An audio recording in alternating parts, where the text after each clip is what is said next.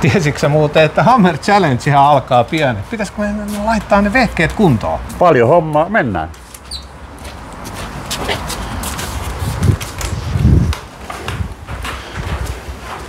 Niin, kato, eihän me Pasi ole karmeasti aikaa, kun kisa kuitenkin alkaa perjantaina jo kello 5. Niinpä. Et ei tässä nyt hirveän kauan voida joogailla täällä niitä näitä. No totta.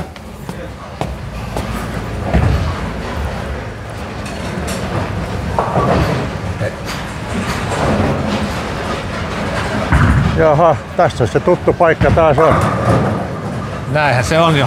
Vaikka ei nyt vielä näykää, että täällä on ensi perjantaista lähtien isot kisat tulossa, niin kuulit sä, että tänne tulee uudet hienot maskit? Joo, mä sisäpiiritietoa. Maskit päivittyy, sinne tulee isosti näkymään Hammer-turnaus. Kyllähän tässä on kisafiilistä. No näin on. Toinen International Hammer Challenge alkaa tulevana perjantaina ja kilpailu huipentuu 8.9. pelattaviin A-finaaleihin. Kyllä, tämä on erittäin iso kilpailu. Palkintopotti yli 43 000 euroa.